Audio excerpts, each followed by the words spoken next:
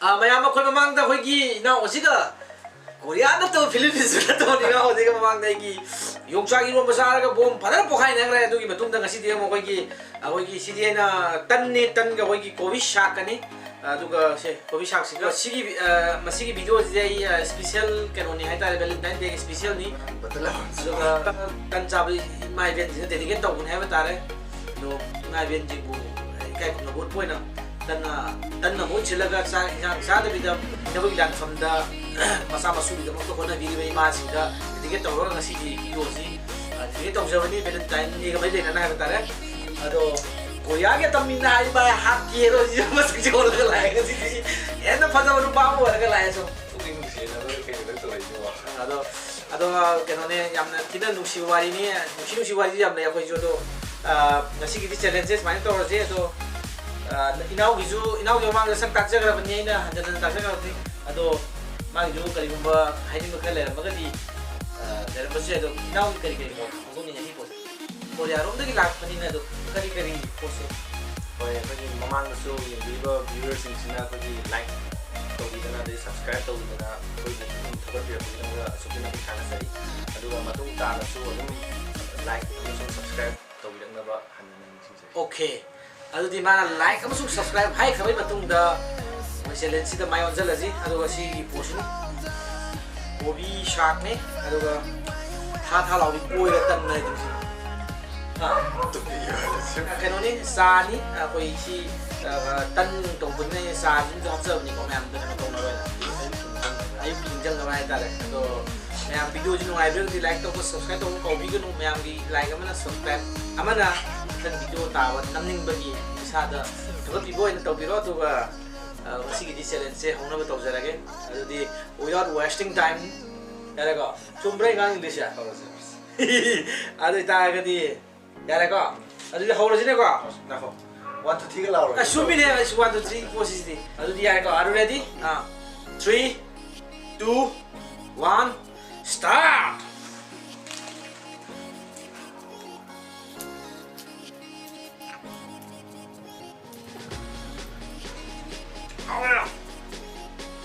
Nasi dah kau pro na, ay pumina bayar ma pro na tahu ibu ni, malu matang video tadi yang pun sahas deh. Kami kan ni. Kan ni sih ya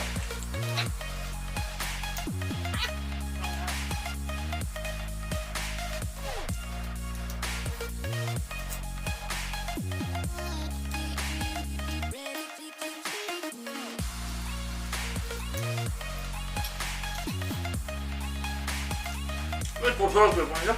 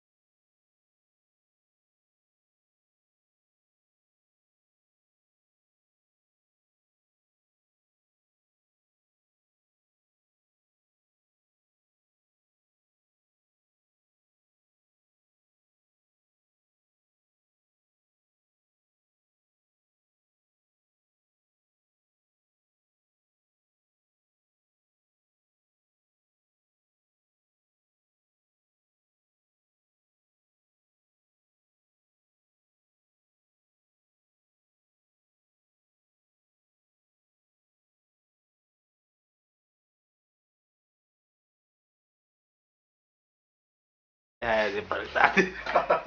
ꯗꯦꯜꯂꯤꯗꯒꯤ ꯅꯨꯄꯥ YouTuber ꯑꯃ ꯂꯣꯏ ꯆꯥꯔꯕꯣ? ꯂꯣꯏꯁꯟꯗꯣꯏꯕꯣ?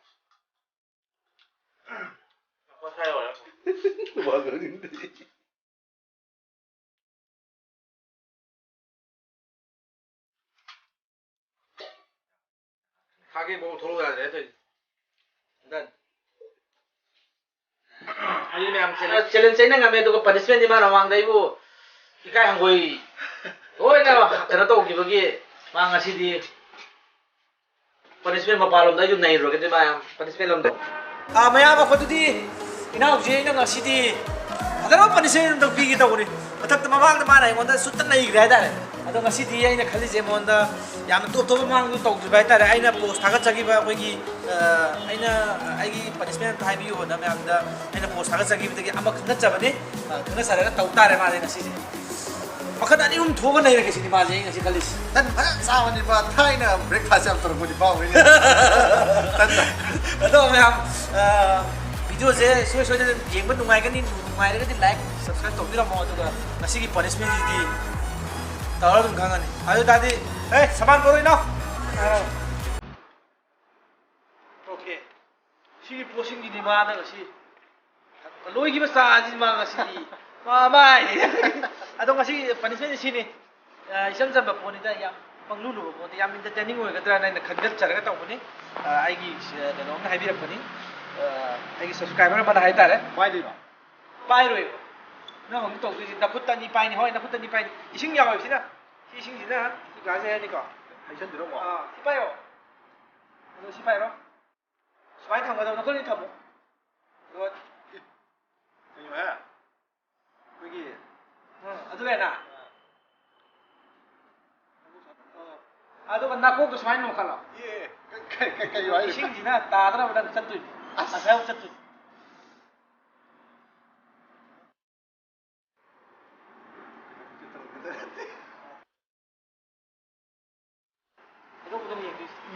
시니 포시 तौदे पो시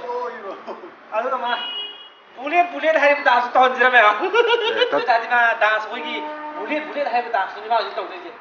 इसे यो थारो जि bullet सिधै के सक्दै ने अदे तादे जे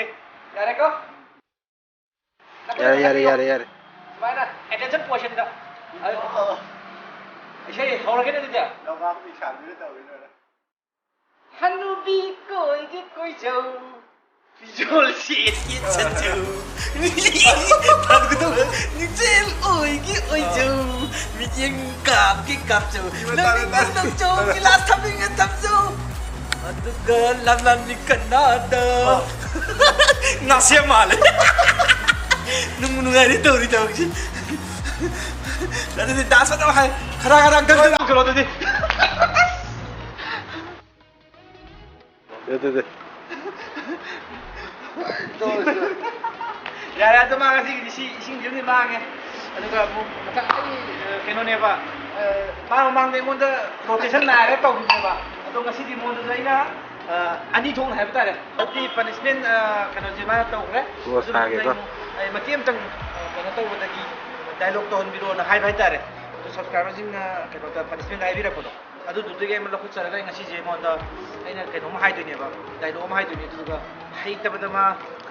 सिना कन्नोइ सि लिखि कन सि लिखिना यही जोनि मान आदा डायलॉग के ताउन दै न याना को अलरेडी ओके आई दादी वैलेंटाइन डे आई बो हेति वैलेंटाइन्स डे का मई वैलेंटाइन्स 강자 저디 वैलेंटाइन्स डे का मई लेना तो कोई डायलॉग ने तारे याय को दिया अरे दादी camera ready yes okay 아이는 하이기는 하이주니고 아주 그냥 수고해보지 않아? 수고해주는 게 너무들 미마 땀이제 그는 밸런타인 데가 미마 땀만 해도 미모니고 미떡저분이 저기 이제 되는 거거든 야이는 거도 돼 아래 다티 야이는 거 already? 야 하울어 그래 거 해피 밸런타인 데 해피 밸런타인 데 해피 밸런타인 데 야 아무도 하게 되면 해피 밸런타인 데 Happy Valentine Day. Happy Valentine. ꯌꯥꯔꯦ ꯌꯥꯔꯦ ꯑꯗꯣ ꯉꯁꯤꯒꯤꯗꯤ ꯃꯌꯥꯝꯅ ꯉꯥꯏꯍꯥꯛ ꯅꯣꯛꯅꯅꯕ entertaining ꯑꯣꯏꯅꯕ ꯇꯧꯖꯕꯅꯤ ꯄꯛꯇꯕ ꯈꯣꯠꯇꯕ ꯌꯥꯎꯔꯁꯨ ꯃꯌꯥꯝꯅ ꯉꯥꯛꯄꯤꯒꯅꯤ ꯉꯥꯏꯍꯥꯛꯇꯪ ꯅꯣꯛꯅꯕ ꯇꯧꯖꯕ ꯑꯁꯤ ꯀꯥꯟꯗꯁꯨ ꯑꯗꯣ ꯚꯤꯗꯤꯑꯣꯁꯤ ꯅꯨꯡꯉꯥꯏꯕꯤꯔꯒꯗꯤ ꯂꯥꯏꯛ ꯇꯧꯕ ꯁꯕꯁꯀ꯭ꯔꯥꯏꯕ ꯇꯧꯕ ꯇꯧꯕꯤꯔꯝꯒꯅꯨ ꯑꯗꯣ ꯂꯝꯗꯝ ꯇꯥꯝꯅ ꯑꯩꯈꯣꯏꯅ ꯈꯤꯇꯪ ꯃꯌꯥꯝꯒꯤꯗꯃꯛꯇ ꯄꯣꯊꯥꯖꯅꯅꯕ ꯇꯧꯕꯁꯤꯗ ꯁꯣꯏꯈꯤꯕ ꯂꯥꯟꯈꯤꯕ ꯌꯥꯎꯔꯁꯨ ꯃꯌꯥꯝꯅ ꯉꯥꯛꯄꯤꯒꯅꯤ ꯑꯗꯣ ꯏꯃꯥꯏꯕꯦꯟꯁꯤꯡꯒꯤ ꯈꯜꯂꯒ ꯑꯩꯈꯣꯏꯅ ꯉꯁꯤ ꯑꯗꯨꯒ ꯚꯤꯗꯤꯑꯣꯁꯦ ꯏꯁꯄꯤꯁꯦꯜꯂꯤ ꯑꯩꯈꯣꯏꯒꯤ ꯁꯤꯁꯦ ꯑꯩꯉꯣꯟꯗꯁꯨ ꯏꯊꯤꯜ ꯑꯃ ꯂꯥꯛꯄꯗꯒꯤ ꯑꯩꯈꯣꯏꯒꯤ ꯏꯃꯥ ꯏꯕꯦꯜꯁꯤꯡ ꯑꯌꯨꯛ ꯉꯟꯇꯥꯗ ꯍꯧꯒꯠꯂꯒ ꯑꯩꯉꯣꯟꯗ ꯁꯨꯃꯥꯏꯅ ꯐꯤꯂꯤꯡꯁ ꯑꯃ ꯑꯗꯨꯗ ꯉꯁꯤ ꯚꯤꯗꯤꯑꯣꯁꯦ ꯅꯝꯖꯕꯅꯤ ꯑꯌꯨꯛ ꯉꯟꯇꯥꯗ ꯑꯩꯈꯣꯏꯒꯤ ꯍꯤꯡꯅꯕꯒꯤ ꯂꯥꯟꯐꯝꯗ ꯑꯌꯨꯛꯇ ꯑꯩꯈꯣꯏꯒꯤ ꯀꯩ ꯍꯥꯏꯇꯥꯔꯦ ꯆꯥꯛ ꯆꯥꯕꯣꯏ ꯆꯥꯗꯕꯣꯏ ꯆꯦꯜꯂꯒ ꯑꯩꯈꯣꯏꯒꯤ ꯇꯟ ꯈꯔ ꯆꯥꯔꯒ ꯃꯆꯥ ꯃꯁꯨꯒꯤ ꯑꯗꯒꯤ ꯀꯩꯅꯣ ꯇꯧꯅꯕꯒꯤꯅꯦ ꯈꯟꯕꯗ ꯃꯃꯥ ꯃꯄꯥꯁꯤꯡꯅ ꯋꯥꯕ ꯏꯁꯄꯤꯁꯦꯜꯂꯤ ꯏꯃꯥꯁꯤꯡꯅ ꯋꯥꯕꯤꯕꯗꯣ ꯑꯗꯨꯗꯩ ꯑꯩꯅ ꯈꯨꯗꯣꯜ ꯇꯝꯖꯕꯅꯤ ꯉꯁꯤꯒꯤ ꯚꯤꯗꯤꯑꯣꯁꯦ ꯑꯗꯣ ꯚꯤꯗꯤꯑꯣꯁꯦ ꯃꯌꯥꯝ ꯅꯨꯡꯁꯤꯕꯗꯤ ꯃꯃꯥꯕꯨ ꯅꯨꯡꯁꯤꯕ ꯏꯆꯤꯜ ꯏꯅꯥꯎꯁꯤꯡꯅ ꯂꯥꯏꯛ ꯇꯧꯕꯤꯔꯝꯃꯣ ꯑꯗꯣ ꯉꯁꯤꯒꯤꯗꯤ ꯃꯌꯥꯝ ꯚꯤꯗꯤꯑꯣꯁꯦ ꯁ꯭ꯋꯥꯏ ꯂꯣꯏꯁꯤꯜꯂꯁꯤꯀꯣ ꯑꯗꯣ ꯃꯇꯝ ꯈꯨꯗꯤꯡꯃꯛꯇ ꯀꯪꯂꯩꯄꯥꯛꯄꯨ ꯑꯗꯨꯝ ꯅꯤꯡꯁꯤꯡꯗꯨꯅ ꯂꯩ ꯀꯥꯎꯕ ꯂꯩꯇꯦ ꯍꯥꯏꯕ ꯋꯥꯈꯜꯂꯣꯟꯁꯦ ꯐꯣꯡꯗꯣꯛꯆꯕꯒ ꯂꯣꯏꯅꯅ ꯉꯁꯤꯗꯤ ꯏꯃꯥꯏꯕꯦꯟꯒ ꯂꯣꯏꯅꯅ ꯀꯪꯂꯩꯄꯥꯛꯅ ꯌꯥꯏꯐꯔꯦ ꯀꯪꯂꯩꯄꯥꯛꯅ ꯌꯥꯏꯐꯔꯦ